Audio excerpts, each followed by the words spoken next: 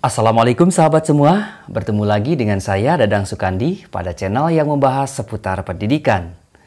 Sahabat yang baru bergabung silakan subscribe dan klik tombol lonceng notifikasi agar tidak ketinggalan video terbaru dari channel ini. Kali ini saya sajikan contoh alur tujuan pembelajaran atau ATP, pembelajaran Bahasa Indonesia untuk SMP kelas 7 kurikulum sekolah penggerak. Seperti kita ketahui, capaian pembelajaran untuk fase D, pembelajaran Bahasa Indonesia, diturunkan ke dalam 4 elemen, yaitu menyimak, membaca dan memirsa, berbicara dan mempresentasikan, serta menulis. Sebelum disajikan ATP, terlebih dahulu saya sajikan kompetensi dan konten setiap elemen berdasarkan hasil analisis pada capaian pembelajaran dan panduan khusus buku guru dan peserta didik. Elemen menyimak terdiri atas kompetensi dan konten yang bersifat umum, yakni untuk kelas 7, kelas 8, dan kelas 9, sehingga perlu dikembangkan oleh satuan pendidikan. Begitu juga dengan kompetensi dan konten pada elemen membaca dan memirsa. Dalam hal ini, satuan pendidikan atau guru perlu mengembangkannya. Kompetensi dan konten untuk elemen berbicara dan mempresentasikan pun perlu dikembangkan sehingga tujuan pembelajarannya sistematis. Terakhir, elemen menulis perlu dikembangkan dan dipetakan sebab masih bergabung dengan capaian pembelajaran untuk semua jenjang.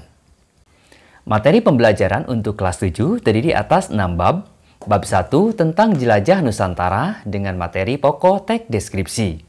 Bab 2 berkelana di dunia imajinasi dan materi pokoknya yaitu puisi rakyat dan cerita fantasi. Hal yang baik bagi tubuh disajikan pada bab 3 dengan materi pokok teks prosedur. Adapun bab 4 tentang aksi nyata pada pelindung bumi dengan materi teks berita. Pada bab 5 membuka gerbang dunia dengan materi teks tanggapan. Serta bab 6 sampaikan melalui surat dengan materi teks surat. Berikut ini alur tujuan pembelajaran khusus bab 1 Jelajah Nusantara pada materi pokok teks deskripsi. Diawali dengan capaian pembelajaran untuk bab 1, kemudian dikembangkan menjadi beberapa tujuan yang lebih khusus secara sistematis. Materi ini disajikan dalam 8 pertemuan, yang setiap pertemuannya ada yang 2 jam pembelajaran dan ada yang 3 jam pembelajaran. Pertemuan pertama sebanyak 3 tujuan dengan metode diskusi dan alokasi waktu 3 jam pembelajaran. Pertemuan kedua, ketiga, dan keempat masing-masing 1 tujuan pembelajaran, dengan waktu 2-3 jam pembelajaran. Sedangkan pertemuan kelima sebanyak 2 tujuan dan pertemuan keenam hanya 1 tujuan.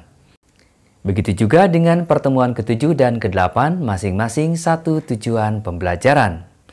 Banyaknya jumlah pertemuan dan jam pembelajaran diserahkan kepada guru yang bersangkutan dan tentunya disesuaikan dengan situasi dan kondisi peserta didik. Sehingga pelaksanaannya berjalan lancar yang pada akhirnya mencapai fase yang ditargetkan. Begitu juga profil pelajar Pancasila dapat diaplikasikan dalam setiap pembelajaran, disesuaikan dengan materi dan kebutuhan pengembangan. Hal yang tidak kalah penting untuk dikembangkan yaitu format ATP itu sendiri. Sahabat semua dapat mengembangkan sendiri sesuai dengan kebutuhan. Itu tadi contoh alur tujuan pembelajaran untuk bab 1.